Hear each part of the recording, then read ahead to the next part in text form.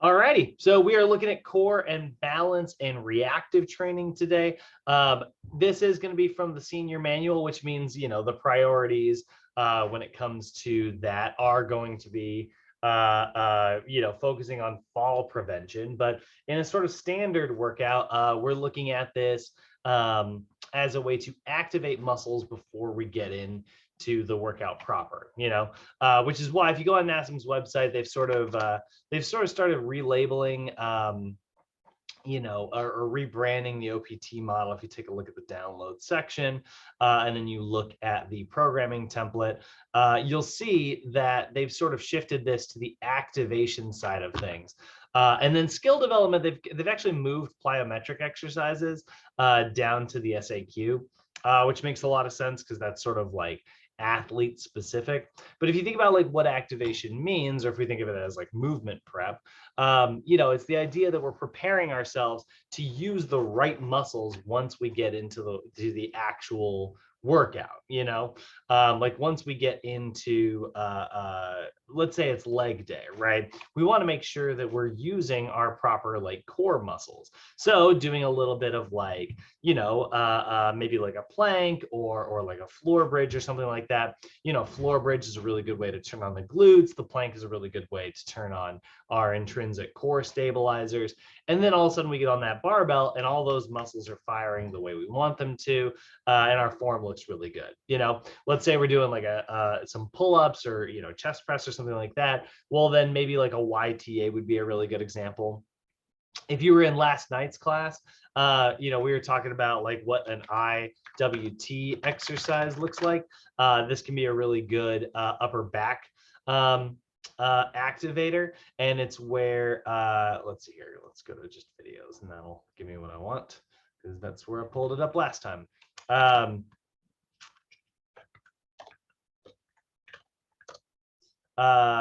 But you'll see this is a pretty good example of a shoulder drill that's going to turn on the right muscles. So he's going to do like a standing version and a prone version. Right now he's doing the eyes, and then eventually you can see he's doing the eyes over here, right? And then he goes into a W where he's just sort of doing sort of a face pull action, right? So there's the W, which I like this version the best personally. I don't really love the prone version of this. I won't do it unless I have to. And then eventually he'll take his arms out nice and wide. So this is a really good, activator for those mid and lower trap muscles, as well as like the rhomboids, right? Which are all muscles that we want to have working when we go into even chest work, which is obviously going in the opposite direction. Like we're working on strength, activating these upper back muscles before like a chest exercise. But the reason we do that is because we don't want an overactive pectoral muscle to sort of move us the wrong way. So if we can get our upper back muscles to stabilize properly, that's going to be the whole point here. So introductions, again, like I said, for the senior side of things, what we're going to see in the PowerPoint today is going to kind of emphasize activation techniques to prevent our clients from falling, because that's the big risk when it comes to senior clients. But our job is to kind of go through all three levels of these exercises for your average everyday client. So we're going to be looking at core and balance and reactive training today. Talk about how that's going to have positive benefits for our overall health.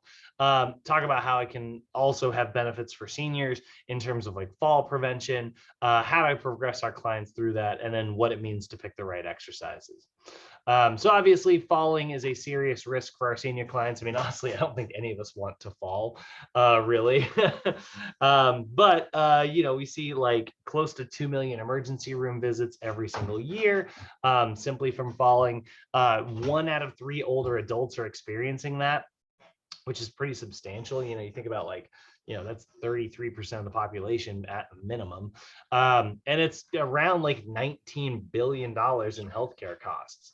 So like, that's just costing people a lot of money, which is one of the reasons why we are trying to, prevent this. We also see that it can be the leading cause of injury-related death in seniors, where you'll see somebody will fall and then they can't necessarily get up off the floor. And that can be like, very, I very, have a very serious. question, Brad.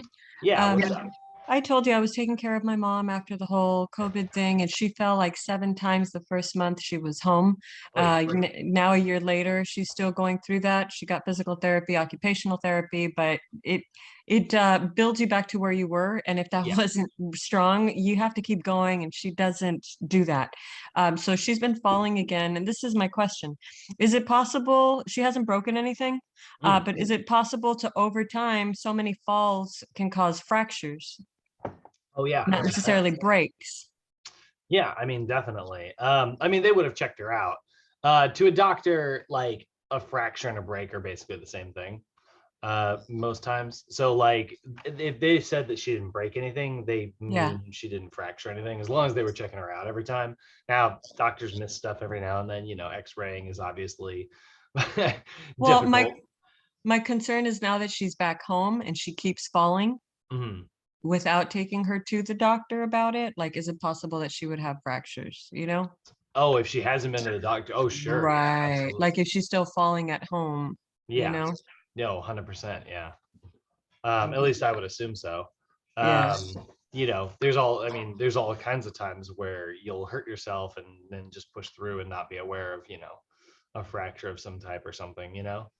Yeah.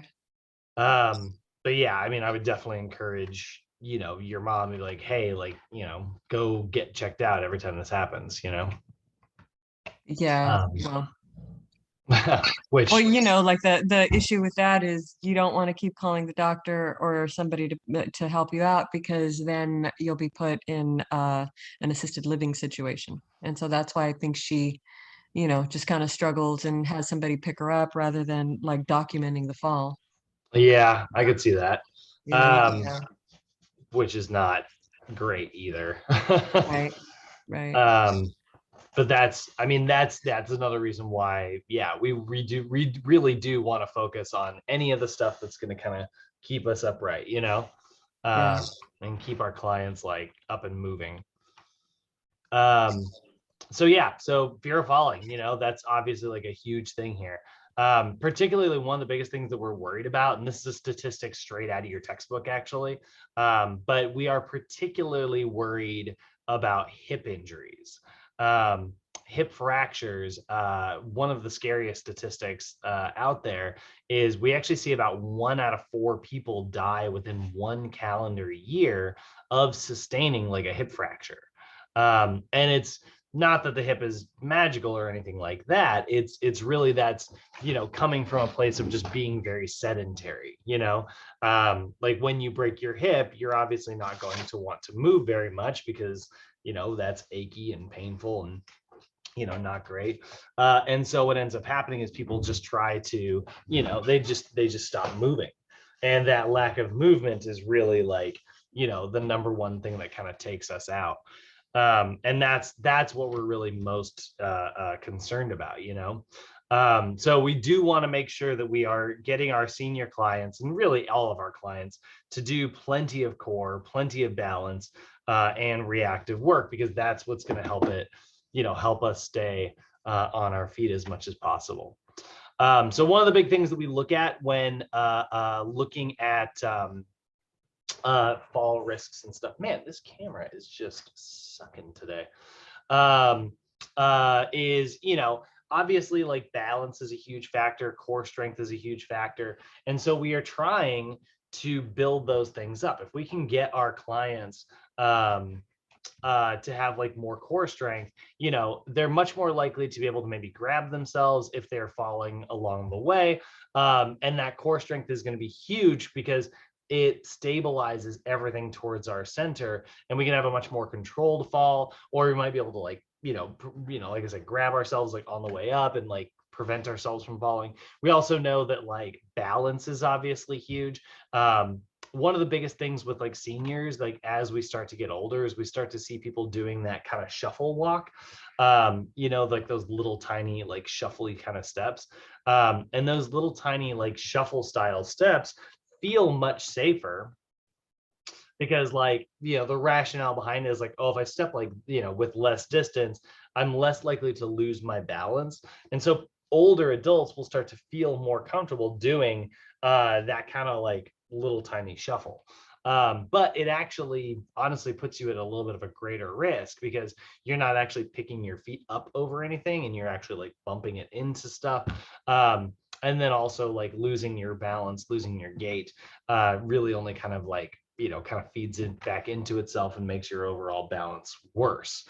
So that's another sort of reason that we want to really kind of focus on helping our clients build this up, So one of the big things we're going to look at is the tug test. This is that timed up and go assessment. I know I showed this. I think I showed this video in one class, but I'm not sure I showed it in the other. So for those of you who have already seen this, I appreciate you rewatching it here real quick. But I do want to just really quickly watch this. Yeah, that's the really good one here. Now I will say they're gonna do the version of this that has sort of a standardized version, like you want to get to like a specific number of seconds. We actually don't necessarily use it that way. We much more use it just for tracking like progress. It's like, hey, if your time's getting shorter, you're getting better at this, However, that being said, if we know that we're trying to aim for 15 seconds or less, great, there we go. That's gonna that's sort of the goal there. So let me share the sound here real quick so you guys can watch this. And I'm gonna see if I can get some more light in my room so this freaking camera stops freaking out. Go test, or the timed up and go test, or tug test, is a widely researched outcome measure that assesses multiple components of an individual's functional mobility and aids in determining fall risk. It also enables a clinician to observe a patient's ability to stand up, sit down, walk, and turn, all in one quick and easy test. This video is going to show you how to perform the timed up and go test, and then discuss how a patient's performance can be used in the clinical setting. Let's dive in.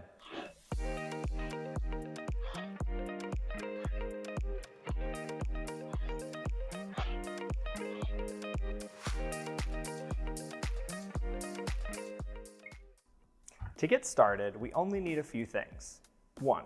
A standard chair with arms, with a seat height of about 18 inches. 2. A small marker, such as a piece of tape. 3. A measuring tape. And 4. A stopwatch. I typically use the stopwatch on my phone for this.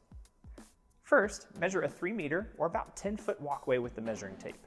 On one end, place the chair facing down the walkway with the front legs as the start point of the 3-meter distance. On the other end, place a piece of tape to serve as a marker. Have the patient sit in the chair with their back against the back of the chair in preparation for the test. Assistive devices can be used for the tug, but they should be kept consistent and documented from test to test. Patients are allowed to use their hands on the chair as needed. If the patient requires physical assistance from an individual to walk or stand, this test should not be performed. To begin the test, instruct the patient by saying, "When I say go, stand up and walk to the marker in front of you. Turn around when you get to that marker and return to your chair and sit. Make sure that you walk quickly but safely." To assist in understanding, we recommend demonstrating the test. The patient may also have one practice trial prior to the formal test. This is a good chance to ensure the patient understands where to turn and that the test ends upon sitting back down in the chair. To measure the patient, record the time that it takes for them to complete the entire activity. Start the stopwatch upon saying go, and stop the stopwatch once the patient's bottom contacts the chair. So you have your patient's performance time. Now what? The resulting time, expressed in seconds, can be used for calculation of fall risk, particularly when used with other tools such as the Berg Balance Scale. It also serves the clinician by providing documentation of a patient's progress in rehabilitation. The most used statistic for the tug is the cutoff time for fall risk for community-dwelling adults. For this population, if the patient takes longer than 13.5 seconds to perform the tug test, then they are at an increased risk for falls. There are similar cutoff times for several other populations, which can be found in our tug toolkit, available for free at the link in the description below. In addition to the performance time, we highly recommend using the timed up and go as a method to assess a patient's ability to perform several tasks, including the sit-to-stand transfer, initiation of gait, walking, and turning. Each of these elements can be documented as to how they're performed and with what difficulty. So in less than a minute, you have gained a lot of information and a great insight into your patient's functional mobility, as well as an objective measurement to use for setting goals in patient education. So yeah, so that is basically how they do it. That's the actual version of the test. Basically, you'll just have like a mark on the floor. NASM's going to describe it ever so slightly differently in the book. They'll describe it as like having an object, usually like a cone or something, and they'll just walk around the cone. It's basically the exact same thing. But like I said, NASM's also not doing the 13.5 second like cutoff. They're just saying like, you know, you can use this as a performance assessment of like, you know, ways to track improvement. If it started with 15 seconds and then got down to 14 seconds, we know the program that we're writing is having, you know, a positive effect. And then as time continues to sort of shift. So that is a very good assessment. It's very helpful, you know, really good way to kind of track your client's progress and stuff. And you know, it's if our whole goal is to try to reduce our client's risk of falls, we are trying to use that assessment as like our baseline, and then we are going to sort of track that progress as we write a program to address that balance. And so obviously, if it comes down to writing a program, NASM is going to encourage that we use its OPT model, right? But we are going to look at core and balance and reactive training and where they do fit on that OPT staircase, right?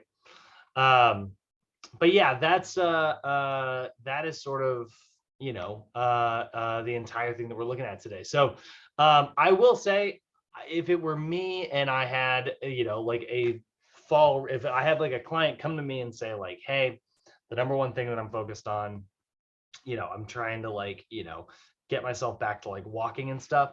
This is where honestly, like core strength, balance strength, and then just plenty of walking in a program are going to be the three things that are basically pillars of, you know, everything that I do. You know, I like squats. I think deadlifts are fun. You know, if I can get my clients doing stuff like that, then great. But honestly, it's not really my priority with like a senior who's like hiring me for like reduced risk of like falling. I really am going to just put major emphasis on core strength and lots and lots and lots of walking. And those are going to be like really big. So starting with like the core training here, many of our clients lack stabilization. Now, this is just going to simply be true with all of our clients, right? One of the biggest things that we see is that our stabilization system is very weak, even if our movement system is very strong. I was watching a video this morning that was doing a really good breakdown of, I'm sure you guys, actually, for any of you who do like look at like Instagram fitness stuff and, you know, all these different channels that are out there. I can't remember the guy's name, but he's been popping up on my feed increasingly lately.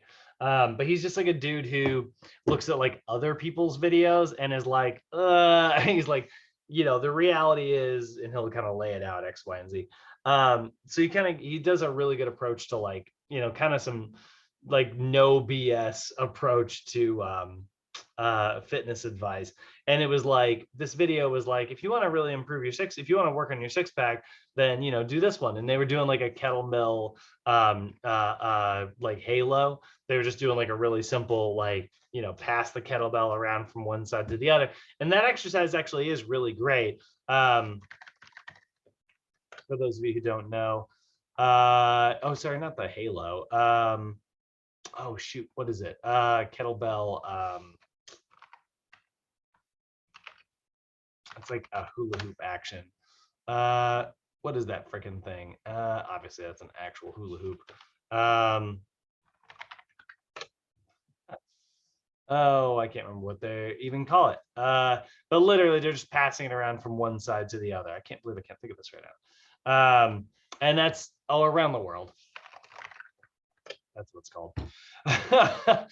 I can never remember goofy names for things. Like, I really like the way NASA labels stuff. But yeah, you're basically just going to pass it from one arm to the next, to the next, to the next, to the next. And that's fine and all.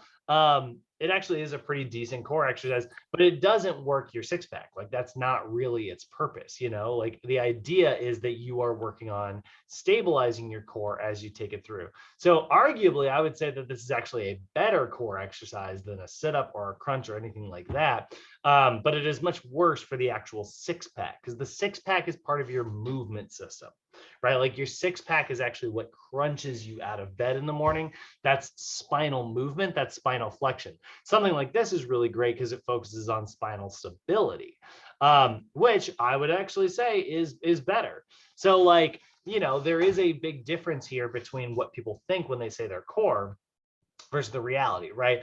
Our core is the entire lumbopelvic hip complex, right? It is how we stabilize our spine, right? Not just how we move it. Most of our clients, most people out there have a pretty good ability to move their spine, and they don't have a very good ability to stabilize their spine.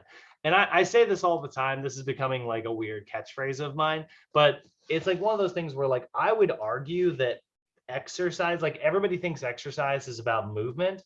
And I would argue that exercise is just as much about anti-movement as it is about movement.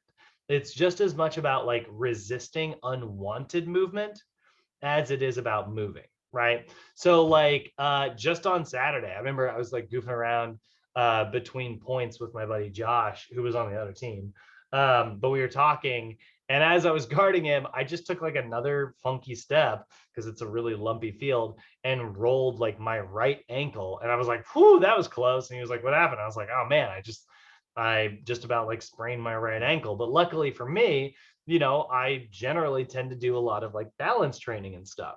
And so I'll do like a little bit of that and like, you know, stabilize my ankle. And so when I like rolled it, I was able to roll back before I like overstretched any of those ligaments, creating like an actual sprain. So I was really happy in that moment. I was like, there we go. Thank you, balance training, you know, like, thank you for like that ability to resist unwanted movement. You know, I probably started rolling and then contracted the right muscles to kind of roll me back the other way. But I definitely could feel it in that second. And it felt like a close call. The same thing happens in our spine all the time, you know, where somebody might move one way. And if you stabilize your spine, great. But every now and then you just get that back twinge. That's unwanted movement in the spine. And so you're feeling like a little micro muscle move in the way it's not necessarily supposed to. How you doing, Marjan? It's good to see you, by the way. Welcome. Thank you. So yeah, so when we're focusing on core training, it's funny. I got another video I do want to show you guys that is all about core stability. You know, this idea of like core movement is great, but really one of the things that we're emphasizing with seniors, and really something you should be emphasizing with basically every single person you train, is core stability. Now, the bummer here is that it 100% does not work on your six pack, which is sort of a bummer, you know. The problem with these exercises that we're going to look at here, it does not give you a six pack. It works the muscles underneath your six pack. So that's not necessarily going to help. But when we talk about like core strength, we're talking about like all of your spinal stabilizers in the front, on the sides, on the bottom, on the top, and in the back, right? We sort of think of like think of your spine being held in place with this. Sometimes you'll hear people use the word like it's like a can, right? Like it's like a cylinder, you know, with like sides here and here, and then like top and bottom, and it's just holding every one of your vertebrae in place. So there's what's called the Mcgill Big Three. And it's these three exercises that are really all about like spinal stability, much more than they are about like spinal movement. So this is a Squat University video.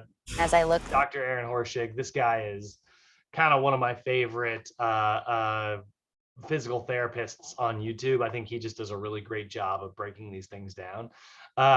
But we're going to kind of show you these three exercises. He's going to show you these three exercises here that are, you know, we're gonna do a lot of this when we move into some of our core strengthening series coming up later. But it's all about like the stability. And I think like Arlene talking about like your mom and stuff, like if there were 3 exercises that I would pick, I would probably start with these 3 because they are just absolutely fantastic core stabilizers. Top of my list in terms of what I like to do. So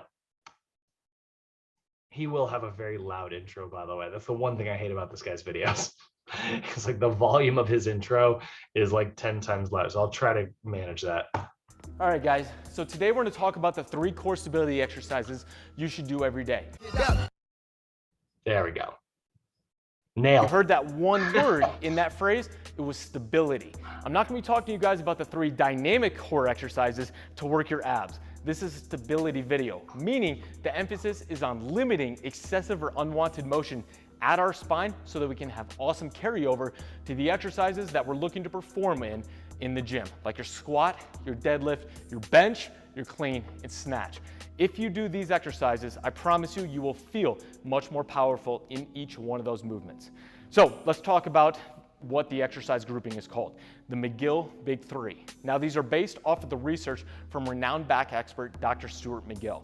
Now Dr. McGill has spent his entire life working on how to stabilize the spine and understand how the way in which we use our spine leads to certain types of injuries. Now, whenever we're trying to keep our spine resilient to injury, under load, we want to brace it, lock it into place, and then move about our hips. So the different exercises that we do today, starting off with the curl up, are going to emphasize that. Now, when a lot of people work the front of their core, what do? They do crunches. They move their spine. Look at my spine right now. It is flexing up and back down. Now, while that's not a bad exercise at working the front of your core through movement to strengthen your rectus abdominis or 6-pack muscles, I want to emphasize stability. I want to limit any motion at my spine. So what am I going to do? Drop one foot. Now, if you're not in pain, doesn't matter which one. You're going to have your hands underneath your low back. Now, these hands are pressure sensors. They're going to pick up if you round your back. So keep your hands here to feel for whether or not that happens. What you're going to do is brace your core. You're going to turn all those muscles on, and then you're going to pick your head up just slightly off the floor and hold for 10 seconds. The hold is the most important part of this. We're not just moving our spine. We're trying to emphasize stability by getting those muscles to kick on and lock the spine in place. So this is what it's going to look like. Brace, pick the head up slightly, hold for 10 seconds. 3, 4, 5, 6, 7, 8, 9, 10, and then back down. Now, if you're feeling your neck is a little turned on and maybe just a little bit stiff while you're doing this, all you're going to do is tuck your chin first. So just tuck your chin a little bit and then pick up. And that may help a lot as far as taking some tension off the front of your neck. But again, this is a slight pickup of the head. What I don't want to see is this. Don't pick your head up this high. All you have to do is pick it up slightly. And by holding it here and keeping your core braced, all these muscles on the front side of your spine, like your rectus abdominis, your transverse abdominis, all those muscles are turning on really, really hard to basically stiffen the spine. Now, back down, something like this, do 6 reps in a row, and I promise you, you'll feel those muscles working. Now, what does that exercise do? Like I said, it's working the front of our spine. There is no one size fits all when it comes to hitting all the parts of your spine because there's a lot of muscles that make up the core. So we need a different barrage of exercises to really hit all parts. Now the next one, let's do, how do we hit the side? Side plank. Now, you're gonna get down on your side from your elbows. Now the modified version is usually one of the most easy go-to exercises. You're just gonna pick up and hold in this position. Now this is a great exercise for hitting that downside part of your core and your lateral hip, your glute medius. So if you have a very weak or poorly coordinated glute medius, lateral hip muscles, you'll feel this working there too. Again, 10 seconds and then back down. Something like this, 6 reps on each side. Now if this is really easy, how do you modify it? Let's go to a full plank.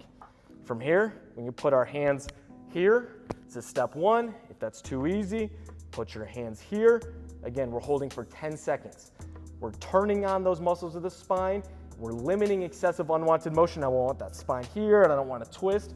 We're limiting excessive or unwanted motion of the spine and stabilizing and locking it in place. So again, 6 reps each side, 10 seconds. Now we're going to go to the last part. We've hit the front, we've hit the sides, let's hit the back. Now, when most people think, how do I work the back? What do? They're trying to work back extensions, Supermans, things like that. You're moving your spine into an overarch, into extension. What do we want to do? We want to limit excessive or unwanted motion of the spine, lock it in place in a neutral position, and stabilize around that. The bird dog is a great exercise for that. Very low load on the spine, but working those muscles, the erectors of your spine, very well. This is what you're going to do. Get on all fours. Now again, find that neutral position. So you're not rounded, you're not overarched. Find that middle position from right here. You're going to brace your core, and you're going to go opposites. So we're going to go right hand extension, left leg kick out. We're going to go out, and we're going to hold it for 10 full seconds. Now, after that 10 seconds, keep the spine braced. This is the part where a lot of people mess up on, is we're going to slowly come back, not move your spine, touch, back out. Hold for another 10 seconds. We're sweeping under our body. If you think about this, what's happening at my hips?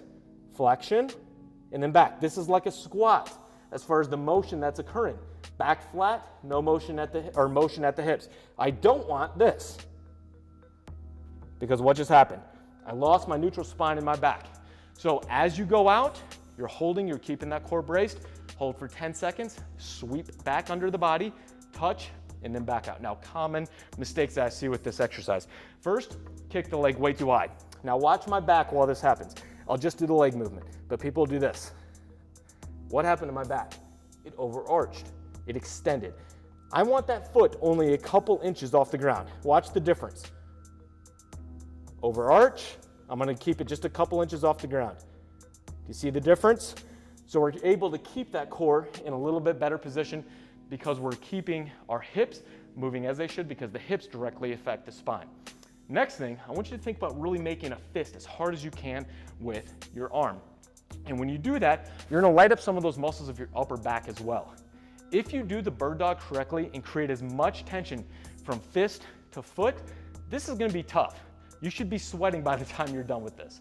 So watch how I do that with a lot of emphasis also in my fist, making a lot of tension. So we're here, brace, fist, out. 4, 5, 6, 7, 8, 9, 10. Under, tap, back out. And again, 10 seconds. Now, if that is too tough for you and you're wobbling all over, how do you regress? You can do that with only the hips. So just be here and just extend the leg. Hold that for 10 seconds and back. Or if that's even too tough, you can do it where you're just moving your arms. But again, the end goal is just going all the way out and holding. A way that you can again progress that, if you want to add in just a little bit more dynamic movement of your arms, is going out and you can draw some squares. Again, emphasizing core stability while extremities are moving. That is the end carryover that we're looking for in our core stability work, because it's applicable to the way in which you move in the gym. Stable core, movement of extremities. I have been doing personally the Mcgill Big Three before every single workout for the past year, and I've seen crazy carryover into how well and how powerful I'm moving during my workout. On my off days, I still do this. I do a set of 6 for 10 seconds of each exercise. If I don't have a lot of time, if I have time, I do a descending rep scheme pyramid.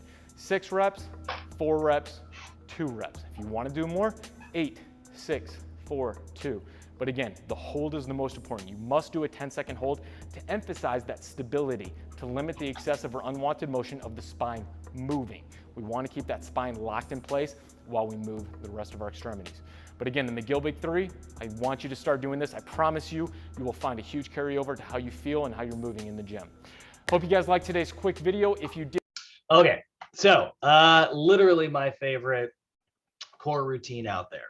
And I recommend everybody, and I can't think of one person in this call that should be doing it. I have a question in regards to that though, Brad, because I can tell, I mean, I love what he was doing, but my mom being 65, I would not be able to get her on the floor. I mean, she has a hard enough time getting out of her chair. Sure, absolutely. So that is why, like, you can absolutely do this on like a bed. So Okay. that's totally fine. I will say, like, the getting up core part of it is a little bit tough, which is why, like, sometimes, like, if you do have like a slightly like stiff mat, you know, they have those out there, those like sort of foam mats, those can kind of help. But yeah, like, you can do it on the bed for sure. Okay. That's good. Thank you. Yeah, it's just all about, and it's literally just like, it's this much motion, you know, it's just barely off the floor, because like gravity is going to pull back this way. So you are activating as you come up, and you're just working on that spinal stability. That can still happen in like a bed situation, 100%. The side plank will be a little bit tough, but I mean, it still works really well. You know, I've done this, like, you know, like my mom has thrown out her back before, and I've had her do it on her bed. My parents, and that's like a squish, you know, I like a firm mattress. My parents, those have like a squishy bed. So yeah, so let's go ahead and now that we're talking a little bit about core stability, obviously that's going to be our emphasis, but you know, that's for the senior side of things. Again, we're here to teach you guys how to do all core stuff. So we are going to be looking at all three levels here: stabilization, strength, and power. So just if we're looking at the movement prep approach here, you know, and we're analyzing our OPT model, just like yesterday, you know, think of it as different toolboxes, right? We grabbed, if our client was in the stabilization level, which every brand new client should be, and probably most senior clients should be, then you are going to grab your stabilization toolbox, right? Now, yesterday we saw that it had corrective flexibility in it, right? Corrective flexibility is the SMR and the static stretches. Well, here we're seeing for the core side of things, we're seeing core stabilization exercises, right? If our client's in the strength level, we're going to see core strength exercises. If our client's in the power level, we're going to see core power exercises. So your job is to be able to know the difference between what I mean when I say core stabilization exercise versus core strength versus core power, right? They're all exercises for the core, every single one of them, right? But they are going to emphasize different ways to develop your core, different types, you know, different athletic contractions and stuff. So the core stabilization side of things is really about anti-movement.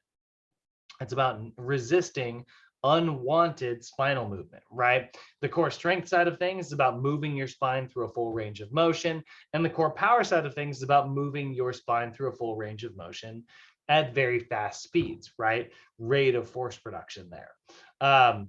And at the same time, again, all of them are core exercises, like, make no mistake, right? They're just training in very different ways. So core stabilization is probably going to be our big emphasis today. And like I said, your job is to want to be able to, like, you want to be able to spot these things.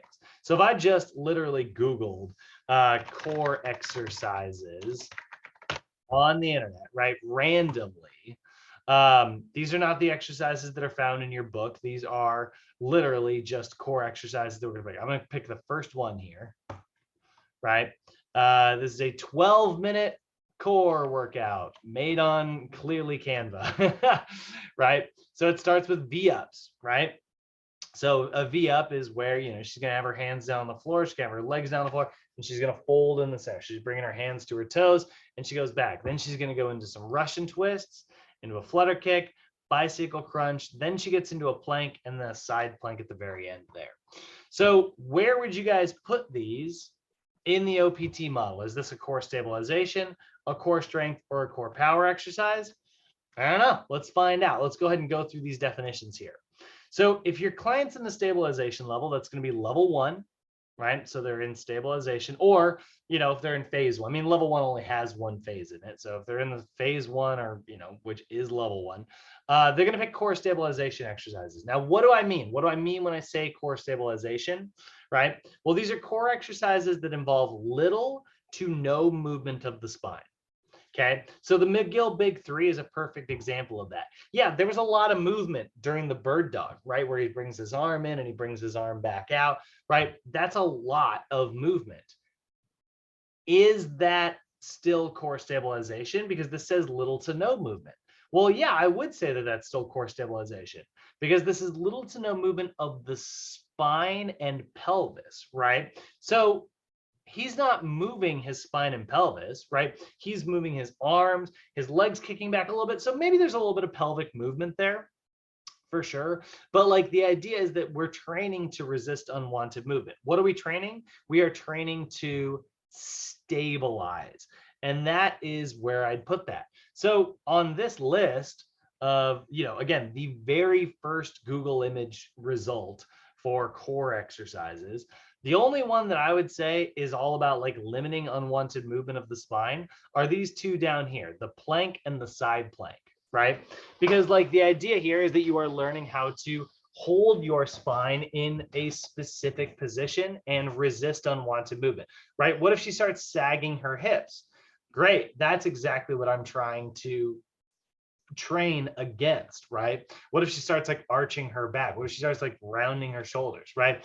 All of that is all this extra movement of the spine. So with my client, it's like, yeah, I do want to put them in a situation where they're doing a plank. And I do want to coach them and be like, all right, I need you to engage your glutes. I did engage your glutes, but don't raise your butt up off the ground, right? Keep the butt down, engage the glutes, right? So we're coaching our client through this proper form. And then once they get it, it's like, great, now stay there, learn how to hold that. I want you to feel it. Feel, what does this feel like? Learn how to recognize this type of movement. This is a stabilized spine. And that's what you're trying to get your client to like recognize. And that way you can even do a plank for repetitions. There's no reason you can't do a plank for reps. It's actually a really great way to exercise. She's doing a high plank here. That's also fine. I think this person's, she can do up down planks. Oh no, she's doing like shoulder taps. So here's the thing, right? This is like a shoulder tap exercise. Is this a core stabilization exercise? Yeah, I would say absolutely. Yes, she is moving something, but the focus of this exercise is limiting any unwanted movement. Like as she shifts from one side to the other, right? The temptation is to like go over to the other hand and then like touch and then like go over here, right? A bunch of like swinging movement. That shows me that this person has like a really weak core. She's doing a pretty good job of like staying nice and neutral. She's not dropping one hip down while she does the other one, right? Now this one here, what about this plank variation, right? She's doing like the hip drop plank. Is that a core stabilization exercise? I don't know. I mean, there's a little bit of an argument to be made here that like she's all focused on like maintaining alignment as she sort of rotates through these like different ranges of motion. But to me, it's like that's a little bit too much movement. I think there's a lot of like QL action happening there. I would probably put that in the core strength level because that's moving the spine through a full range of motion, right? Or like hip dropping, right? Where, if we're dropping the hip down and back. Actually, I just saw another version of that, right here, right? You go up and then you drop down, you go up and you go down. If you're doing it for reps, it's like, nah, that's kind of a lot of movement, this exercise right here, right? That's a lot of movement. So it really kind of depends on like what it is you are training for. But the idea between clients in the beginning, the first thing we want to emphasize is anything that involves little to no movement of the spine. We're training to learn how to resist unwanted movement. In the Mcgill sit-up, it was resisting falling backwards, right? During the bird dog, it was resisting falling downwards, right? In the side plank, it was resisting also falling like downwards, but like laterally. So it's all about resisting unwanted movement, And how many times have you guys seen people doing crunches where they do all this extra movement? I have nothing against crunches. They're a great way to build up that outer shelf, but there is a difference. Remember from our kinesiology class, right? There's a difference between the transverse abdominis, which is that wrapper around the front, the front portion of that wrapper in your abdominals. Actually, that's a much better picture, right? You can see wrapping around everywhere, right? We've got our internal obliques, right? Wrapping around the outside. We've got all of our individual multifidus muscles wrapping around like the backside there, stabilizing. These, you'll sometimes hear transverso spinalis, right? Those are all the like individual little muscles in between each vertebrae. All of those muscles are about stabilization, versus we look at our rectus abdominis, that lays on top, right? That's the six pack. And I love it. I think it's great, but it's there to move the spine, right? Look at where it's attached. It's attached to our ribs and sternum and pelvis. It is designed to pull the pelvis up this way and the ribs down that way and literally create spinal flexion. Meanwhile, the Erector Spinae are creating spinal extension in the back. They're attached to all of this, and then wow, that's zoomed in, and the bottom of our pelvis in order to create a low back arch. So when somebody has an excessive low back arch, that means that like their Erector Spinae is like, oh, we're using the core right now. And then it goes, huh, and it pulls too hard. They have an overactive, you know, when we see that anterior pelvic tilt, that excessive low back arch, or the Instagram booty, whatever you want to call it, right? What that is that somebody's spine trying to stabilize. Let's look at it during a squat. Ooh, there's a really intense one. Holy cow. You know, we see this like arching here, right? Where the pelvis is sort of like dropped down, right? That's an excessive low back arch, right? So what's happening there is the core is trying to stabilize, but instead of stabilizing, what it's doing instead is it's arching, right? It's just using those arch muscles instead. So we look at the abs here, right? Look at the various abs. This outer layer here is just fascia, by the way, so don't pay too much attention to that. But outer layer, peel that away, and then there's our six pack right there, right? And that's the cruncher muscles, and then underneath that, stabilizing the spine, that's our transverse abdominis. So we are really emphasizing this stabilization system through exercises that involve little to no movement. It's about training for resisting unwanted movement. So we're going to pick somewhere between 1 to 4 sets for any of the exercises we choose, 12 to 20 repetitions, although most of these will probably end up being like isometric exercises. So like you wouldn't want to do 12 to 20 on the freaking Mcgill sit-ups, right? But you're doing like 10 seconds each. So anywhere, you know, if you're getting like 10 seconds in and you consider a repetition to be, you know, 2 to 4 seconds each, it's like, all right, well, if I take 10 and divide it by, you know, if I take 10 seconds and divide that by 2, I would count that as maybe like 5 reps, you know? To me, isometric exercises anywhere from like 30 to 45 seconds, or even 30 to 60 seconds falls within the 12 to 20 range. NASM's not super explicit on that, but that's sort of how I've always translated it. I consider, you know, one complete rep to be somewhere between like 2 and 4 seconds. If I'm trying to get like 12 to 20 seconds, that's going to be like 24 to 48, you know? So to me, 30 to 45 seconds. That's what it sort of translates down to. Obviously, I'm doing some heavy number rounding there, but that's how I've sort of always translated it in my career. So if I'm doing a plank, yeah, 30 to 45 seconds on that plank. And then we want to do a slow, if we are doing it for reps, right, we would do a slow sort of 4-2-1 tempo. And then 0 to 90 seconds of rest. So really good examples of these exercises that are focused on core stability, as they're labeled in your textbook, are going to be the prone iso abs, that's the plank, right? Or like the bird dog, that's we saw that one in the video we just watched, or the side plank, right? We just saw that in the video. In your book, it's not called the bird dog, by the way. It's called the quadruped opposite arm, opposite leg. And then that's the end. Like, not opposite arm, opposite leg motion or anything like that.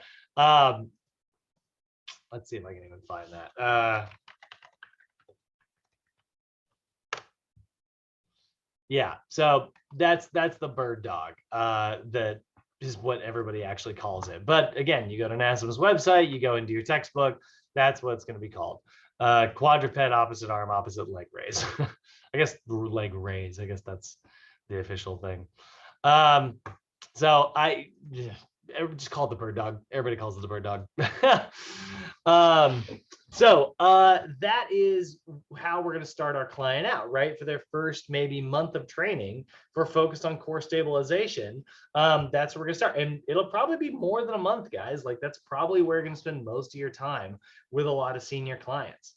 But let's take a look at an example. Like, let's just say, for the sake of argument, we've got a client who moves, 30 days later, they move into the strength level, right? So now they're in level 2. Maybe they were a bodybuilder, so we moved them up to hypertrophy, or maybe they're a power lifter, so we moved them from stabilization up to max strength. Or if they're an athlete, they're going to go straight into phase 2. It doesn't matter whether they're in phase 2, 3, or 4. That's the strength level. And remember, our level is what indicates our exercise selection. The category of exercises we're choosing, what tool bag we are going to grab, right, is determined by the level. And so if we're in any of these phases, we're in the strength level. And the strength level is where we're going to choose core strength exercises. Now, what is a core strength exercise, right? If there's a million core exercises out there, what makes one a core strength exercise? Well, it is any core exercise that involves a full concentric, that's shortening, and eccentric, that's lengthening, range of motion of the spine. So if I move my spine through a full range of motion, I consider that to be a core strength exercise. Take a look. V-sits, or sorry, not V-sits, V-ups. V-ups, Russian twists. Now a flutter kick, I don't know, she's kind of resisting her spine there, but there is sort of a lot of pelvic movement. So for me, it's like I usually put that in strength. But if she were just kind of stabilizing there and just holding, well, then I'd suddenly put it back in stabilization. If the flutter kicks are really tiny, okay, yeah, maybe we'll put that in stabilization. But generally, I always put flutter kicks in the strength level. Again, that's one that's not in your textbook, so the call is up to you. Bicycle crunches for sure, though. That's a lot of pelvic movement, right? That's a full, like, going up to 90 degrees there. Again, a lot of movement. So this is a sort of an example of what we see, where a lot of our clients have, they're pretty good at moving their spine, but they're not good at stabilizing their spine, so it's like, they're pretty good at grabbing a whole stack of Jenga blocks and trying to take it from one side of the room to the other. But they're not so good at stabilizing their spine. Most people, right? Most people didn't put the sleeve. They didn't put the Jenga back in the box. There's just a tower of blocks. And they're like, well, I'm clearly strong enough to pick up that whole tower of blocks and carry it over here. Oh, the whole thing fell apart. I didn't put the sleeve around it, right? Again, without building up a foundation of stabilization, when you go to move your spine, those discs are going to slide around. They're going to move the way that they're, not necessarily intended. So I like core strength exercises, but only if I have proper core stabilization first. But if we are trying to build up our six-pack, right, and you want to get like, optimal, if you want to get like optimal muscle activation in your six-pack muscles, you want to see your abs, right? Well, these are exercises that need a full range of motion, concentric and eccentric. We need to experience shortening and lengthening of the muscle fibers so that we can create that muscle damage to cause those muscles to grow. Me personally, I think some of the best ones out there, I think honestly, like an ab wheel has been shown to be some of the highest muscle activation in the rectus abdominis out there. I know this seems like this is the very rare instance where, like, I will say, like, this piece of equipment is a fantastic investment in terms of like building up a six-pack. I love the ab wheel. I do think you can accomplish the same thing with like a barbell rollout. I think the same thing can be accomplished with like a barbell. You just put a couple like 10s on there. You can get this sort of the same effect, or you could even use like full, Olympic bounce plates or whatever. The same thing can be accomplished like a Swiss ball rollout. You can do the same. I have a question, Brad. Yeah, what's up? Question. In the bar, I saw in a few pictures the position, the arms as little like open and more open than the little wheel. Oh, then the wheel. Oh, you mean like going for a barbell, you'd be here instead of here? Does makes any difference A or? little bit. Yeah, good question. So this gives you more surface area, arguably making the exercise a little easier. Kind of like if I asked you to plank, actually, right? Imagine if I asked you to plank with your hands in a diamond position and feet together. That's going to feel a little more challenging because you'll have less stability. You'll be tipping side to side. But if I asked you to take your arms really wide and your feet really wide, you're going to have more stability because you have more surface area, right? Got it. Yeah, good question. And that's also why like the ball is going to feel even harder because you have the limited surface area and now you can roll side to side. So this is also really good. But I will say with the ab wheel, because the limited surface area, it also tips side to side, right? Like it can, not only does it roll out like this, and it can roll like that, it also tilts like this, right? So that actually adds more, like it actually makes it hard to stabilize as well. But these things are like $10. And the amount of rectus abdominis activation that has been like recorded with this is super high. They've done like EMG analysis, and it's it's really high on the list. This girl is so stoked. Is this actually like an advertisement for one that they're selling? I guess so. That is the funniest stock image I've ever seen. But yeah, I think this is a really great one, personally. But then obviously there's crunches. You know, I actually think a cable crunch is a great exercise as well. You know, you are using like a cable, which allows you to now load your abs. You know, do I like sit-ups? Sure. Do I like crunches? Yeah, I think they're fine.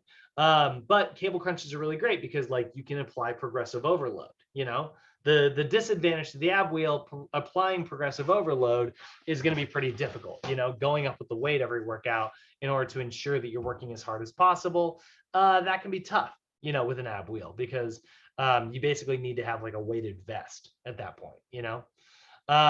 So those are probably my favorite. That's probably my favorite for the rectus abdominis. If I'm going for my external oblique muscles, probably my favorite is a wood chop.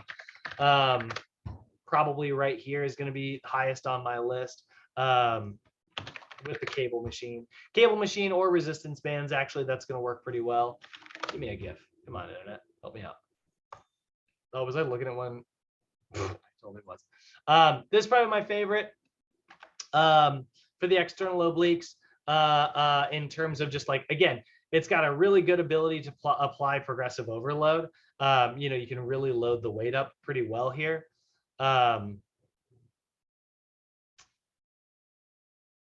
This is such a weird picture. Do you guys notice anything wrong with this picture? I will give,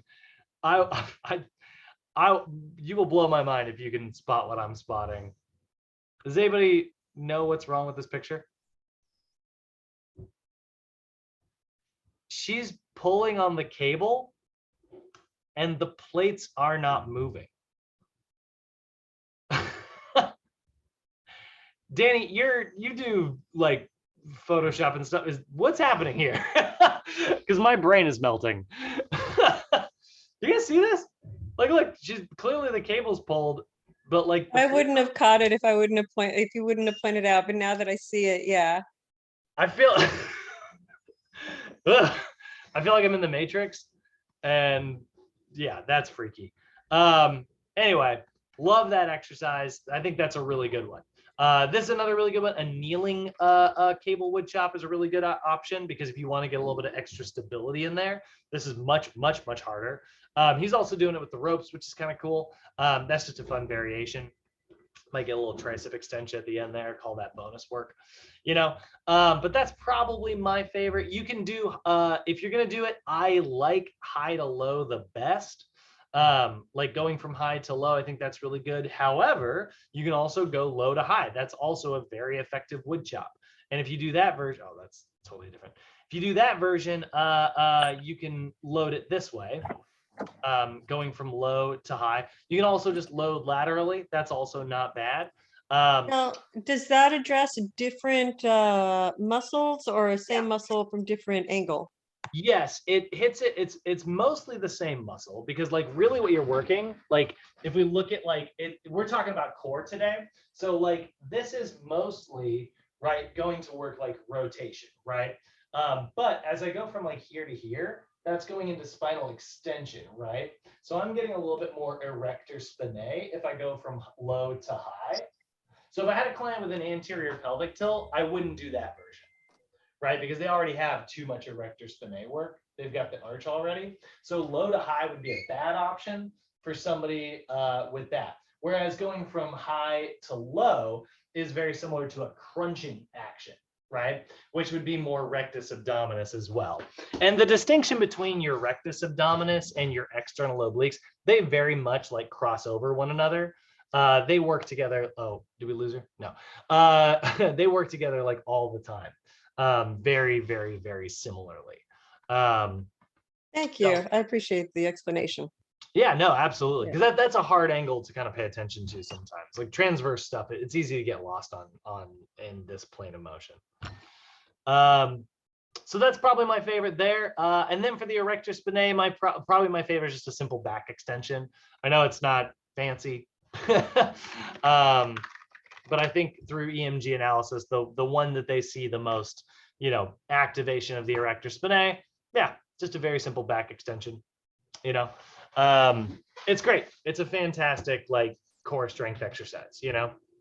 So those are sort of the three main parts of our external core, right? Our movement system, right? You've got the abs in the front, you got the low back muscles, or really just the back muscles, I should say, but they're the back movers, right? More so than, I think they're back. I mean, we will say lumbar extensors. That's the best way to describe it, because obviously when we think back, we're probably thinking, lats and traps and things like that. And then we got the external obliques. Those are all of that's the outside ab or outside core movement system. So those are all core strength movements because they do move that part of the core through a full range of motion. So if I'm going to pick those types of exercises, right, and the examples we got in the book here, we're going to go cable rotations. A stability ball crunch is another really good one. I do like sit-ups. I do like crunches. On a ball, you're also getting a little bit of stability there. So that's also probably one of my favorites. It does have a lot of activation as well. I do think the ab wheel actually has the most activation. But if you're going to pick two core exercises, hey, there you go. Ab wheel plus stability ball crunch. That's a pretty darn good core day for the six pack, right? Again, my senior clients, I'm probably more focused on stability. So I'm probably not going to really get into those. Or even stability ball back extensions. Now, I will say, like, NASM loves this exercise. I hate this exercise because I'm just too freaking long to do it, and I can never get the right sized ball. But if you find that your body proportions work really well for this exercise, hey, go for it. I do think it's a very good way to be like unstable and you are working on that extension. I will say she's got the ball really placed high up on her abdominals because otherwise she'll lose her balance. You do want it closer to the hips, which is why, and you probably can't see it, but I guarantee like this lady's braced on a wall, which is really what most people should be doing. So that's another really good one. You can also do reverse hyperextensions, by the way. This is going to be a weird looking exercise. I know that this is goofy looking, but this is a fantastic glute, hamstring, and a little bit of like low back exercise. That's called a reverse hyperextension.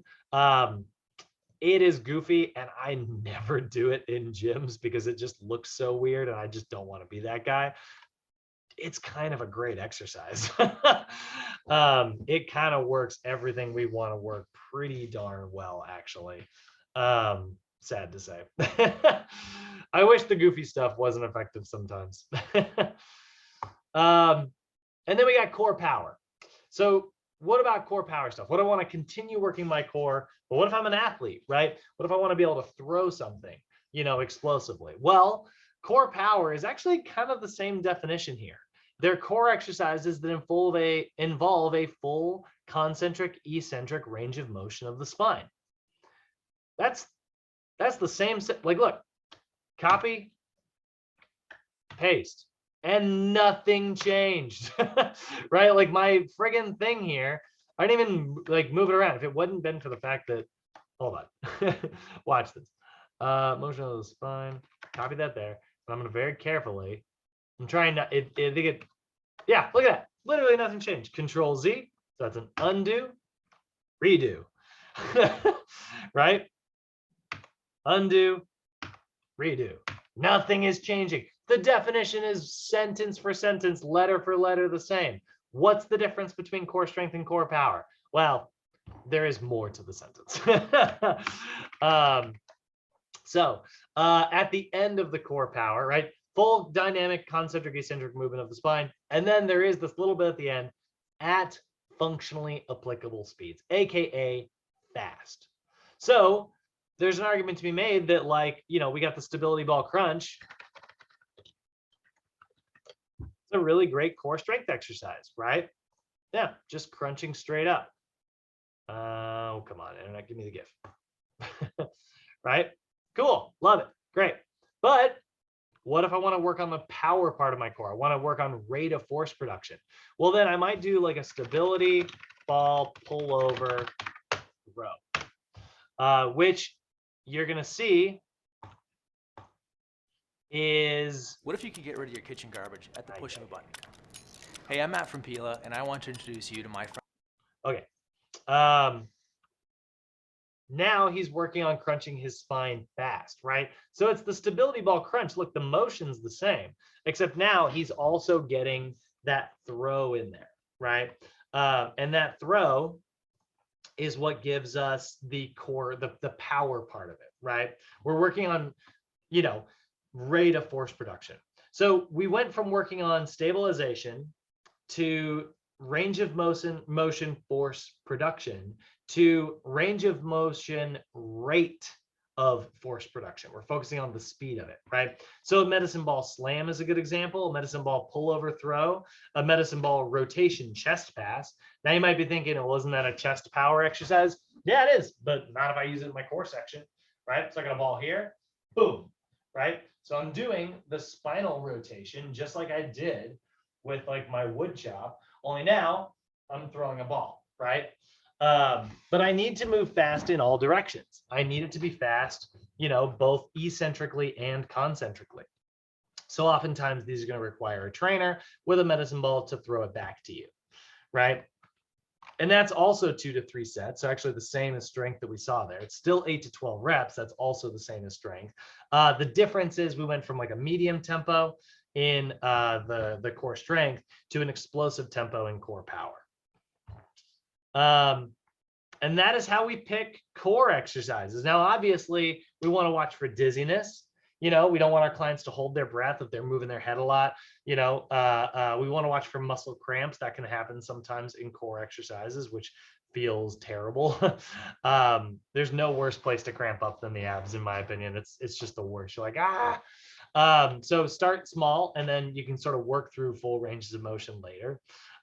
We do also, with senior clients in particular, and this is a very big deal, encourage very deliberate breathing. Because if we don't, they might hold their breath, especially with all the core stabilization stuff in particular. Oftentimes people love to hold their breath during isometrics. We certainly don't want that. So make sure that they are breathing deliberately the entire time. And then avoid excessive spinal flexion and excessive spinal extension. So when we see, like, actually, if I even go, one of the things I don't like about like sit-ups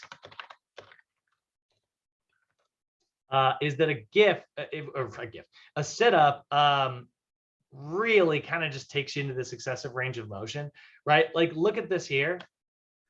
Like, he's got plenty of spinal flexion there. He's done, but he keeps going beyond that.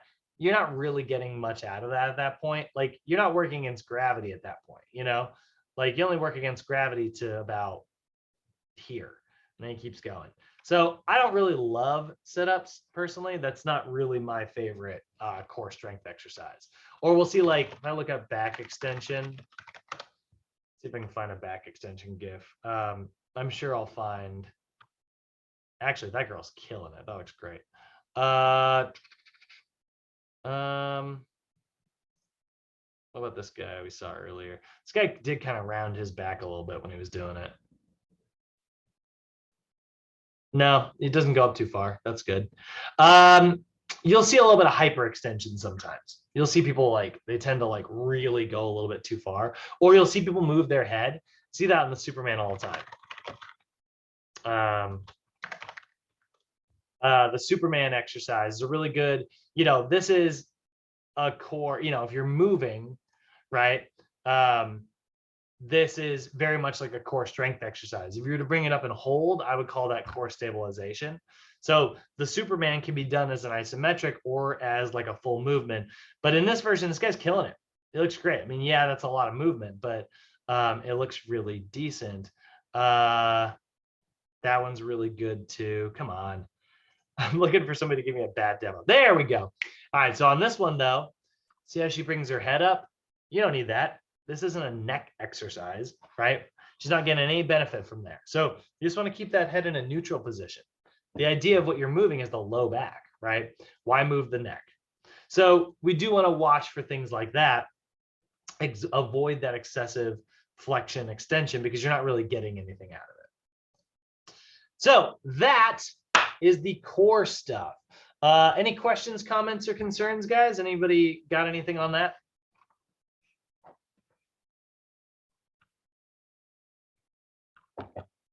Cool. Love core. Yeah, love that. That's my favorite. That's good. Yeah. It's very good.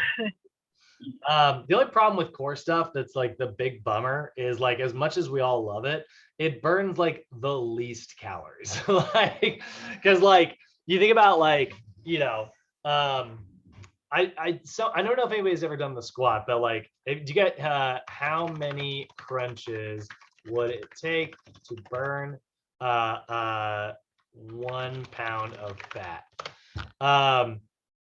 It would take at least 250,000 crunches. So you see people trying to burn fat, crunching all day, and it's like, oh, it just, you know, they're bacon strips, you know, like there's just not that much muscle mass in our abs. So sadly, they don't burn very many calories, which is the big bummer. But I wonder how many squats it would take. It'd still be a lot, because even squats. Okay, so if you weigh 170 pounds, you'd burn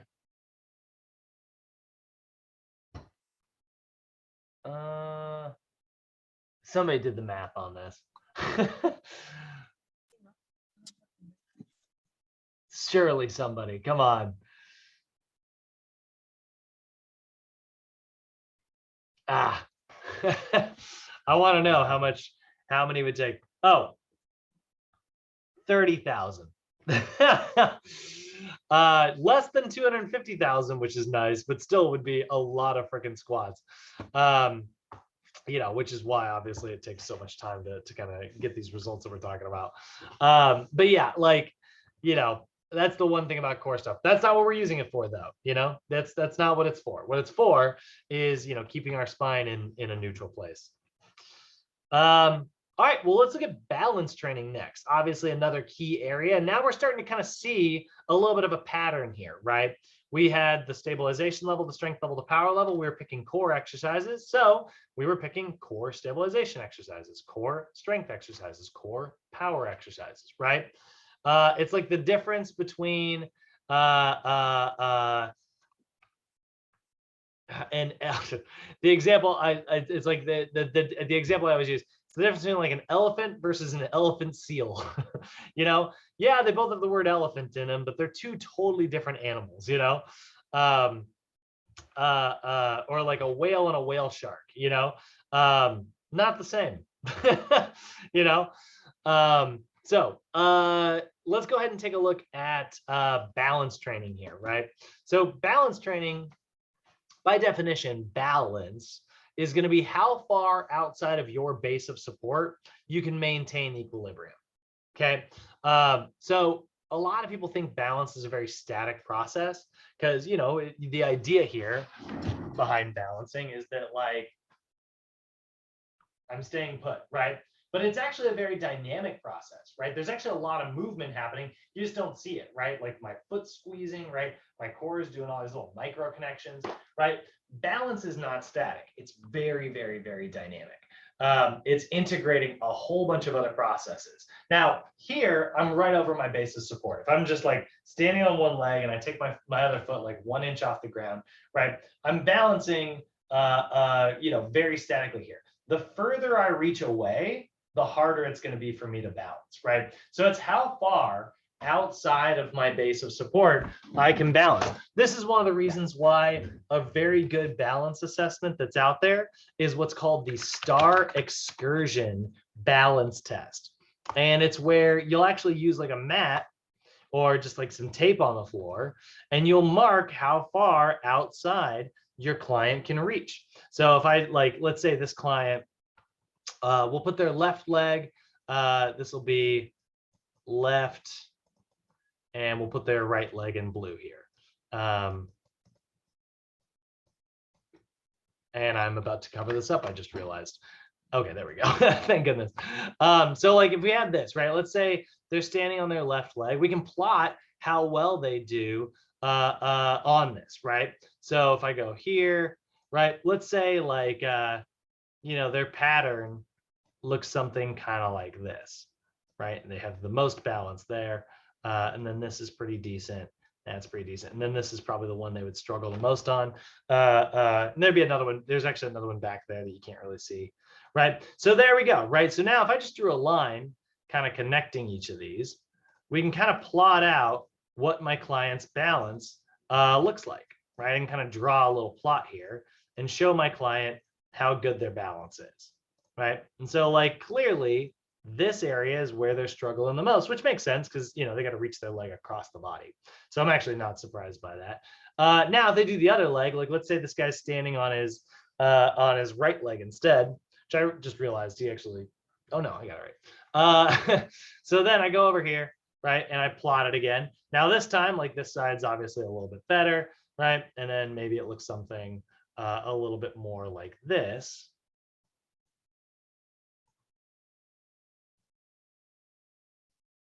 Right? And I plot it with the lines here. Like I said, this is the STAR Excursion test. I would say this guy's got a lot better balance on his left than he does on his right. Like, look at how far inside this is, right? He's not able to reach quite as far out. Went a little bit better over here, right? But like he's also really far over here, you know, and then like this stuff is just worse in general back here. So I would argue that like his left leg balance is better. Now, does that mean I'm gonna spend all my time on his left leg? No, you know, I'm trying to keep my client even. But it's just a very good way for me to sort of assess that. And so, you know, you can do that by having your client stand on one leg and they just reach, you know, in all these various directions. While standing on one leg. And it's a really good balance assessment, you know. That one's not in your textbook, but it is something that we kind of run into. If you ever end up in a physical therapy clinic, you'll probably end up doing that assessment at some point. So the idea behind balance training, what's really great about it is that it's a really good way for us to work on neuromuscular efficiency, right?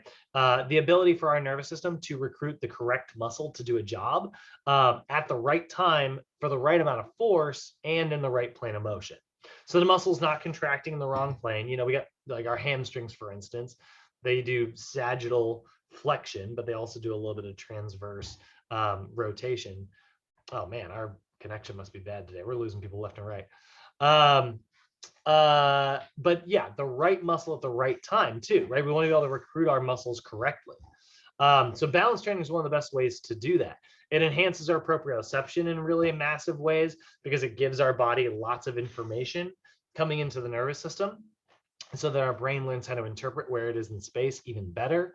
Obviously, it has positive benefits for balance and fall and injury prevention, which is great. And so one of the things that we want to be familiar with is how to progress and regress our balance exercises, right? So we're going to start, and there's lots of different ways to progress stuff. You can progress it by messing with the surface. You can do it by like maybe giving like a visual condition, closing your eyes makes it harder to balance. And then just changing body position, 2 legs to 1 leg, or on your toes, like whatever it happens to be, right? So we'll start with our client on the floor. Let's see if I can even, I just Google this, will it come up? I've never tried to do this before. No, okay. So we'll start our client on the floor, right? Which is obviously pretty easy to balance on because it's just a flat, basic surface. But we also might do it on like a balance beam, okay? So a balance beam, you know, you're still very solid. You're not really moving anything of the surface area at all, but you are limiting how much movement they have, and you're changing the visual acuity of it because you're just like a little bit off the ground. So your brain starts to go, where am I? You know, and it kind of struggles with the balance a little bit. Balance beam training is really good, guys. I highly recommend it. If you want to get one, I had one of these. That's a total lie. I used to work with one of these. The clinic I worked in had one of these. And these are awesome because they just fold up. This little foam thing. And I was always like, man, I will put one of these straight in my car, you know? It's $80, so I never bought one. But they're very cool. And it's soft, which, you know, everybody loves. But then let's say they kill it, they get really good at that, you know? Well, then we can make it even harder by doing like a half foam roller.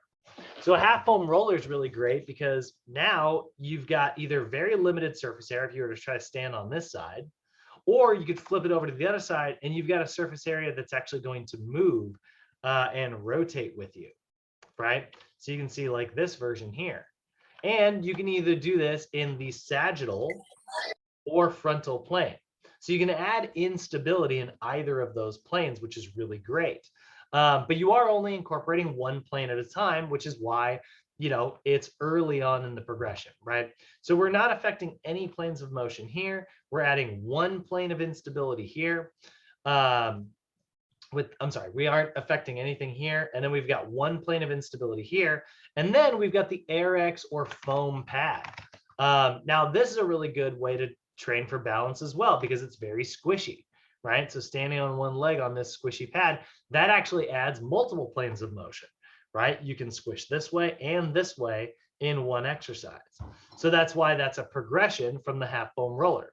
We went from only being able to move one way at a time to moving 2, right?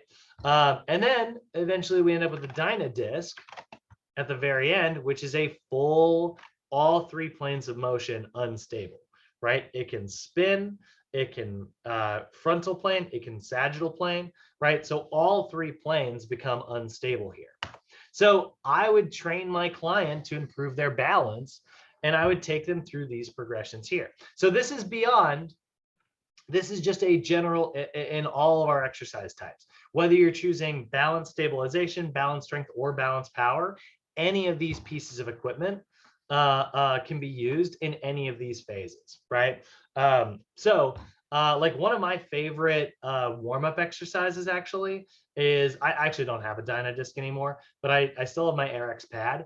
By the way, guys, everybody, I know I say this every time it comes up, buy an Erector pad. Every one of you, $20, get one. It's the best tool you can buy. Yes, it's balance, so it's good for your clients' workouts, but honestly, the best thing is just you have this little thing you can throw under your client's knees. Arlene, you were talking about your mom earlier. It sounds like getting to the floor is probably the biggest issue, but if she was able to get comfortably on the floor, she'd still probably run into the issue of like her knees grinding on the floor, right? Erector pad, boom, knees on the floor, totally comfortable. You know? It's next on my list. It's the best. And here's the other best part of it. It's great for you. trust me, you guys are going to learn PNF stretching with Mo, and all that freaking like kneeling, stretching somebody's hamstring out. Like I've started this in my 20s, and even in my 20s, I was like, give me the pad. like I don't want to be grinding my knee into the floor all day. Best piece of equipment you can buy. $20. Anyway, so if we're looking at balance, right? Oh, I'm sorry, my favorite warm-up exercise. On the RX pad, just the bar by itself, single leg Romanian deadlift. One of my favorite like warm-up exercises that I do before every single deadlift day. So on Thursday, on Friday, I will be doing that. I do it every time. It's my favorite activator before I get into deadlifting. So let's talk about how to do the balance stuff, right? What is a balance stabilization exercise, right? If we had core stabilization, core strength, and core power, what does it mean to have balance stabilization, balance strength, and balance power? What does that mean? Well, balance stabilization exercises, very similarly to core stabilization exercises, are balance exercises that involve little to no movement. So again, we are not moving, we are resisting unwanted moving of the balance leg. So if I'm even doing like a single leg bicep curl, now you could say that this is a stabilization exercise for my biceps. Sure, I'm not going to argue with that. But guess what? It is also a balance stabilization exercise, right? I'm not moving my balance leg, right? I can do a single leg lift and chop, right? I'm not moving my balance leg. I can do a single leg balance with reach. I'm moving a leg, but I'm not moving my balance leg, right? So the idea here is you're working on stability. You're working on like resisting unwanted movement, right? So these are balance exercises that involve little to no movement of the balance leg for, 1 to 3 sets, 12 to 20 reps. When it says 12 to 20, it's 6 to 10 if it's single-sided. And they say if, but like, I can't think of a single balance exercise that isn't single-sided. So, wow. Slow tempo, up to 90 seconds of rest. So the single leg balance with reach is a really good example. The single leg balance, that's literally just standing on one leg, is a good example. And the single leg lift and chop. All of those are very good examples. Now, if my client's in the strength level, well, then I'm going to choose balance strength exercises, right? These involve a full range of movement of my balanced leg, right? Like I said, the single leg Romanian deadlift that I was doing, right? I got the barbell here, and I'm just going to kick my other leg back right here, right? That is moving my balance leg, right? If I'm balancing on my left leg and I kick, I got to watch my bench here. My room is a freaking obstacle course. I'm doing this, right? My balance leg is now moving through a full range of motion. What if I did like a single leg squat, right? If I do something like this, ooh, that's a bad knee cave in. That is a single leg squat touchdown, right? My legs are a little sore today. That is a balanced strength exercise, okay? So balance strength moves my balance leg through a full range of motion. Just like I went from not moving my spine to moving my spine, I went from not moving my balance leg to moving my balance leg. So now it's 2 to 3 sets, 8 to 12 reps each, and then at a medium tempo for 0 to 60 seconds rest. So single leg RDL, that's the Romanian deadlift, single leg squat touchdown, or even like a lunge to balance. Like I could do something like this, right? I could lunge and then step myself back and balance and lunge and then balance, right? That's still a balance strength exercise. And then if I'm in balance power, well, now I'm moving my balanced leg explosively, right? Balance exercises that involve full range of motion of the balanced leg at functionally applicable speeds. These involve rapid eccentric deceleration. The idea is that you have to rapidly land and then hold your landing, stabilize, right? So if I were to simply jump from one leg to the other and stabilize, that's a balance power exercise. So jump and then hold, right? Or and hold. That's a balance power exercise, right? The idea here is that I am landing quickly. So a frontal plane hop with stabilization is this. That was not great. Right? Or I could do it on the same side. Right? Could obviously be the same leg. That also works. Box hop to stabilization. I could jump up on,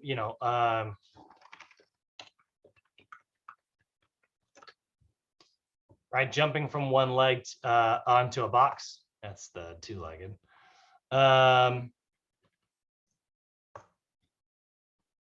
No time to work out? Then you need Stealth. In just 3 minutes a day, you'll train your core, break a... That looks fun. There we go. It's kind of cool, right?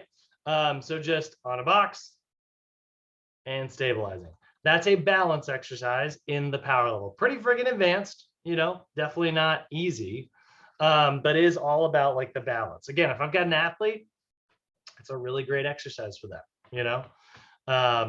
working on that stabilization.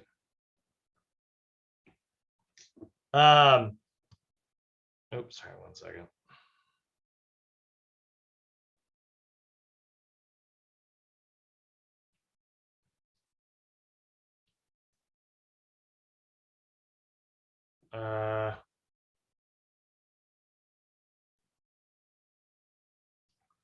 Okay, next one we've got the reactive side of things.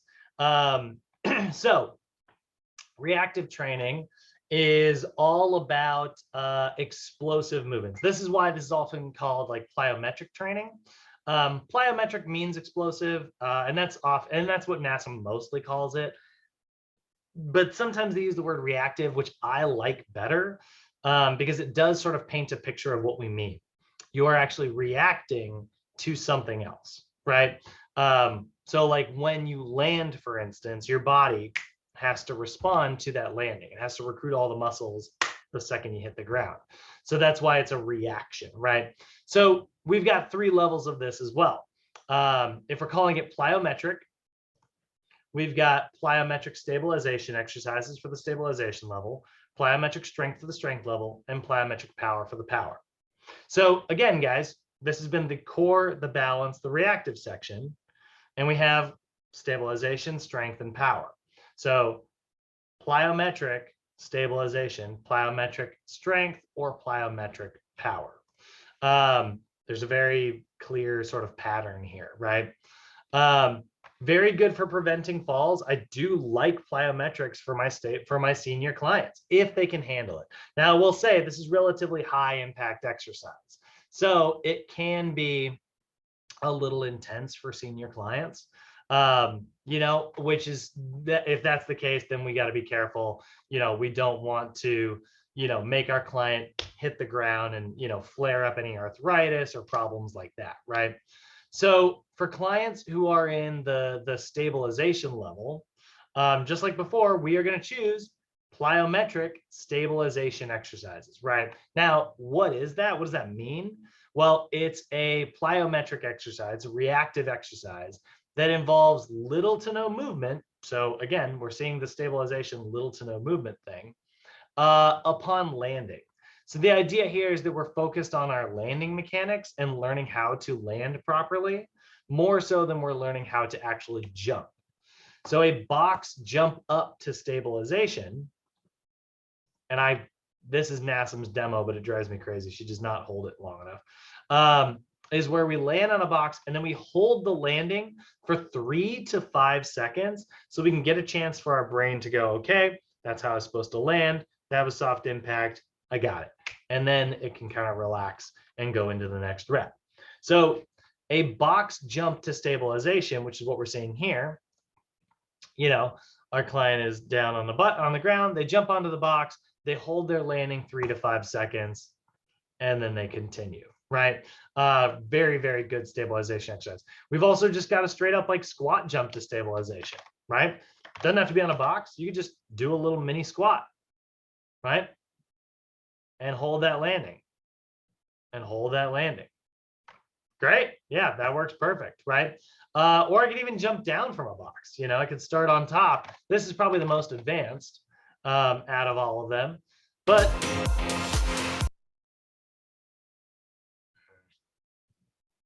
starting on top of a box and then jumping down. Now you'll notice he didn't do like a big jump. He just kind of stepped down with one leg, but he landed with two. This is always a two-legged landing. In the stabilization level, it's always, always, always two legs on the landing. It's not one leg, because if it was, that would be balance power. So both reactive stabilization exercises and balance power exercises hold their landings for 3 to 5 seconds. But because reactive is all about learning how to jump and land properly, and balance is all about balance, one is done on two legs and the other one is done on one leg. Okay, so there's sort of a distinction between those two, even though they sometimes look a little similar. Now we've got the strength level next, right? This is level 2. So clients in the strength level are going to do plyometric strength exercises or reactive strength exercises.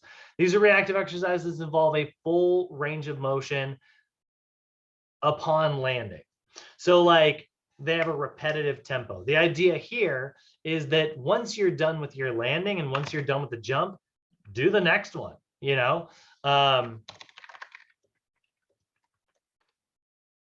So repeat squat jumps are a good example of this, right? She's going to jump and then she's going to go right into the next one. She's not holding her landing anymore. We're not in stabilization. We're in strength. We're learning how to shorten and lengthen the muscle. So this is moving through a full range of motion, kind of nonstop, right? So repeat squat jumps, repeat tuck jumps is another really good one. So she does a tuck jump. She gets right into the next tuck jump. Right? Is that butt kicks or butt kickers? There's butt kickers. That's not really. No,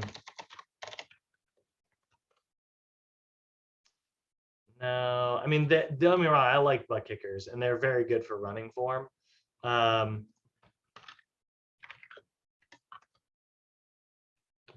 yeah, there we go. This is the actual butt kick we're talking about. That's a really good explosive one as well. Tough exercise, by the way. Really, really quite difficult. But very, very good. Oh, he went into, oh, he switched into a, okay, that's funny. So he's doing butt kicks there. And then he switches into a tuck jump. I was like, what happened? So yeah, also a very, very, very good exercise. So on that one, we want to go to medium tempo. We want to go to repetitive tempo. So 2 to 3 sets, 8 to 10 reps, repeating tempo instead of a tempo where we hold our landing 3 to 5 seconds. Now, lastly, we've got the power level. Now, we've been talking about plyometrics, right? So they're already very explosive. So this is explosive plus power, which is explosive. So we got some explosive to put on your explosive, you know, like, these are reactive exercises that utilize a full rate of force production and a full range of motion. So the idea here is that you would need to move as fast as possible during the exercise. So power step-ups are a good example of this. Got to listen to another ad.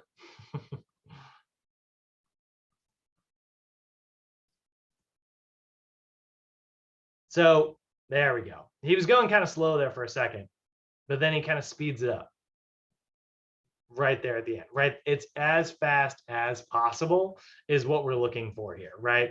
The idea is that you are learning how to shift between one to the next absolutely as quickly as possible. Repeat ice skaters is another really good one. The faster you do one rep, the faster you do the other one. You know, that's the idea. So that's the idea behind you know, power. There's also proprioceptive plyometrics. This is kind of like jumping rope, honestly, where you're just jumping as fast as possible. Little quick explosive jumps here. So I mean, arguably, this sometimes is actually easier. I find plyometric power exercises, in my opinion, to be easier than plyometric strength exercises because they often involve less range of motion, even though they're faster. But if your cardiovascular system's not developed, then these exercises are freaking brutal. They will sneak up on you real quick. They will get you out of breath like no other. So when it comes to either balance or reactive exercises, safety guidelines we want to remember, always start with the sagittal plane. That's definitely the plane that we're most comfortable with, moving front to back before going side to side or transverse. Definitely be careful if your client is walking backwards during any movement. It is important to learn how to walk backwards and maintain that when we are seniors, but be cautious with it because that is where our balance is often a little bit worse. Have balance assistance available if you need it. But in general, that is how we are going to pick the right exercises, right? So I want to show you an example program here that I've got. If I go to my sort of example program for Bob, remember Bob from yesterday, right? You can see here's our movement prep template, right? So we left the warm up on there, so you'll still see that. To another page. You'll still see his warm up from yesterday. So like, remember, Bob's first month of training, Bob's the fastest progressing client in the world, right? 30 days is enough for Bob to get ready for the next style of routine. But we started him in the stabilization level January 1st, right? So we SMR the calves and hip flexor. We do static stretches because it's in phase 1 here, right? And now because it's phase 1, I'm going to choose a core stabilization exercise, a balance stabilization exercise, and a reactive stabilization exercise. So I went with the prone iso abs. That's a plank. That's the one from the PowerPoint. The single leg balance with reach. It doesn't move the balance leg. And the transverse squat jump to stabilization, right? All of those are stabilization level exercises. I needed to pick somewhere between 1 and 3 sets, so I went with 3. I needed to pick somewhere between 12 and 20 reps, 6 to 10 reps, and 5 to 8 reps. So I went with 30 seconds, which to me translates to about 12 reps, maybe around 15. 6 reps each here. And then you notice I did 3 reps each because it's a transverse movement. The reason I did that is because that translates to 6 because it's transverse, right? So that's 1, 2, 3, 4, 5, 6. That way it's staying nice and even. Or just 1, 2, 3, 4, 5, 6. Otherwise, it would just be like in a circle and you'd be working like one direction the whole time. I can always switch it on the next set, but I don't personally like to do that. So yeah, so I did 3 reps each, which I know isn't between 5 and 8, but yes, it is. it's 6 total. I actually could also just say 6 reps here and say switch back and forth on directions. I could also do that. But to me, that's a lot faster to write. So if you were to do this, right, let's say you wanted to build a stabilization routine for your client, right?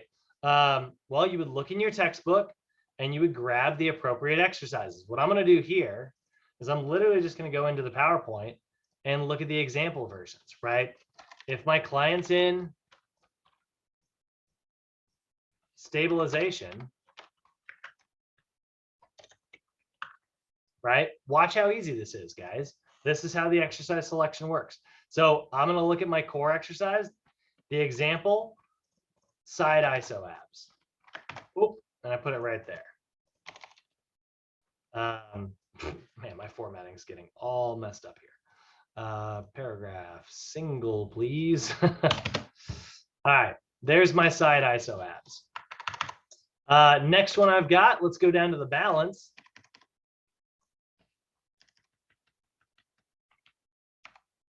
Right? Single leg balance with reach. Cool. Boop. Next one I've got, let's go to reactive. Any reactive stabilization? Well, there it is. Transverse plane hop with stabilization. And there we go. Now all I got to do is I got to pick the numbers. So I go back and I look at my core stabilization, 1 to 4 sets, 12 to 20 reps. At a slow tempo, 0 to 90 seconds of rest.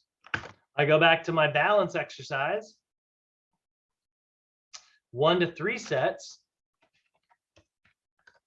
12 to 20 reps, right? Or 6 to 10 if it's each, right?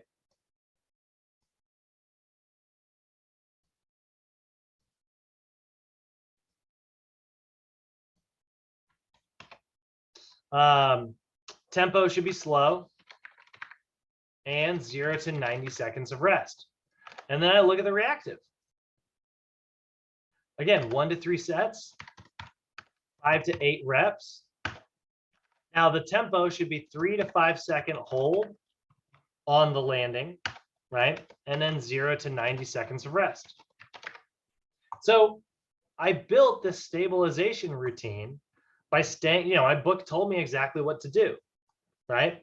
I did, the exercise from all of these are from the stabilization category, right? That's how I'm going to kind of place these exercises in their appropriate homes. So then Bob moved into his second month of training. Bob moved into the strength level. So I don't do core stabilization anymore. Now I do core strength. I don't do balance stabilization anymore. I do balance strength. He's in February. He's in phase 2. Phase 2 is in level 2. That's the strength level, right? So stability ball crunch. Now I'm moving my spine, right? Single leg Romanian deadlift. Now I'm moving my balance leg. Repeat transverse squat jumps. Now I'm moving once I'm done landing, rather than hold. Now I'm just jumping back and forth, right? So we're gonna do somewhere between 8 to 12 reps. So I just went with 10 on everything, right? 10 reps here, 10 reps there, 5 each, which translates to 10. 1, 2, 3, 4, 5, 6, 7, 8, 9, 10, right? And there we go. Very, very simple routine. Now, if Bob's in the power level, again, I'm picking from the power category now, right? I don't do core stabilization or core strength. I do core power. I do balance power, reactive power, right? So the medicine ball pullover throw, that moves my spine fast. The single leg RDL jump to stabilization, longest freaking name ever, but single leg Romanian deadlift jump to stabilization. That's this, by the way. So I go into a Romanian deadlift and then I jump and stabilize. That's a balance power exercise. I moved my balance leg and then held my stable, held my balance. And then proprioceptive plyometric, that's reactive plus power, plyometric power, right? 2 to 3 sets, 8 to 12 repetitions for everything. So I just went with 12 on everything. And then explosive tempo. Except for this one. That's a balance, that's a stabilized, balance exercise. So 3 second hold. And there's our example routine for Bob. So now Bob's got 3 months of training, right? I started him in the stabilization level, moved him into strength, and eventually moved him into power. And that's it. Questions, guys? Questions on how that routine worked? Anything clarify? Oh, Arlene, you came unmuted, but then it went back. Oh, because I'm walking to yoga now, but no questions. Oh, okay. Thanks. Awesome. All right, guys. So that was day 5. We're getting our way into the activation stuff, right? You'll notice that we're turning on, like, how many of these exercises involve like a lot of glute work and a lot of core work, right? All that stuff that's going to fix anterior pelvic tilting, all the stuff's going to fix arms falling forward even, all of our postural distortions. We're getting those muscles turned on properly, But other than that, I'm going to kill the recording